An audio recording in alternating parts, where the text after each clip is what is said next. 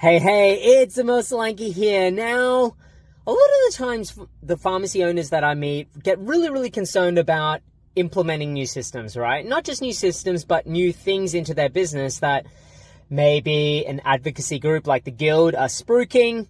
You know, like the flavor of the times right now is our expanded scope of practice. Now, I want to take you back a little bit into, I guess, a previous time that I've implemented some things.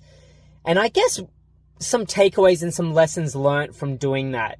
So I had a beauty room, right? And we implemented a beauty room into our pharmacy. The center that we were in really didn't have any beauty services. So we thought, you know what a great opportunity to roll out a beauty room into our pharmacy and then essentially help to build up a business within our business that complements our Clarins skincare and makeup range as well. And so we set on about that. We designed it all. We invested 6 figures, like $100K into the room. We got amazing talent on board to drive the room.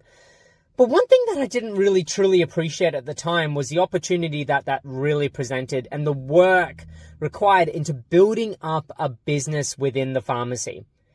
So often we take for granted that our customers just come into the pharmacy and they can't go anywhere else, right? Because ultimately, pharmacy is still a regulated environment, and for our patients to get a prescription, they need to come to us. But for other services, for other businesses within our business, they could go anywhere, right? A beauty room, they could go anywhere. A shoe business, they could go anywhere.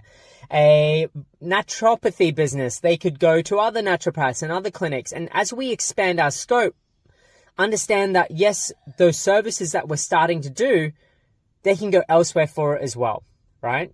And where they can go elsewhere for, that's their primary model for revenue and income. Their primary, right? Whereas in pharmacy, we kind of look at all these services and all this stuff as kind of added things, right? Added businesses within our pharmacy. But what we tend to forget is that it is still a business. It is still a business within our pharmacy. And as such, we need to treat it the same way. Yeah? We need to have the budgets for it. We need to have the financial metrics for it. We need to set the KPIs for our team. We need to have marketing for it. We need to have a sales process. We need to have trained team and engaged team members to drive the business. And one of the biggest things that I missed out with the beauty room, and some would say, oh, it failed. Well, to me, it still made money. It just didn't excel to the caliber it could have. Was the opportunity to really run it like its own business. You know, individual marketing spend, sales spends. Really, I guess we invested a lot in our team and talent, and we invested in a beautiful fit out. But where we, I guess, really fell short was the marketing aspect. And when I chat to many pharmacy owners about the expanding scope of practice or the new clinical services that we get to offer, this is where I'm seeing pharmacy owners fall short, is around the marketing and the execution of the sales process within these services. And really having the financial understanding of what this business needs to turn over. And so as an expanded scope of practice pharmacist myself, we deep dived into the financial metrics that we would have to hit to make sure that the pharmacy was profitable from these businesses as well. We were getting a return on investment from these sections within our pharmacy as well.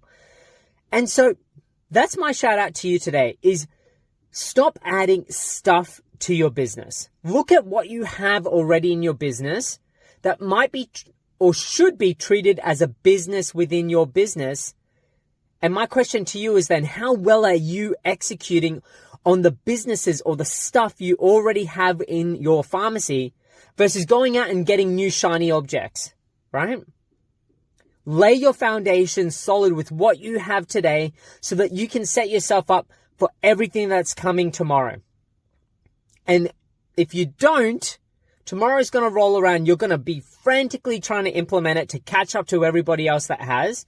And I can tell you, you're going to do a pretty poor job at it, based on all the pharmacy owners I've worked with that have not really treated or respected the need that these are silo businesses within your business. Yeah? So, takeaway from him. if you want to have a chat about it, if you want to pick my brain around what it's like to be an expanded scope of practice pharmacist and setting up the clinic rooms and what, I guess, things that you need to look out for and how we can lay a roadmap, a detailed plan to ensure your success, well then comment, call below and join me for a 15-minute free thriving call chat. It's only 15 minutes and we'll map out a roadmap that you can implement. None of this crap where you get the ideas and you throw it away in your drawer and you never look at it again. No, we will map out a game plan that will serve you and make sure that you are executing these new businesses or your current businesses within your pharmacy to the best of your ability. All right. So comment, call below, and I look forward to chatting with you soon. One more takeaway though. One more takeaway as I think of it. Don't be like me. Don't be like me and waste 100K, right? And also on the other side of that fence, don't be so cautious that you don't want to invest 100K or whatever it is to build out your clinic rooms, to build out your services, to build out these businesses within your business. All I'm asking you is to do it with a plan and to execute that plan. Treat it with the respect it deserves and give it the time, attention, and resources it deserves as well to thrive. So that's my key takeaway for you today. Comment, call. We can chat about it further as well. I look forward to chatting with you soon.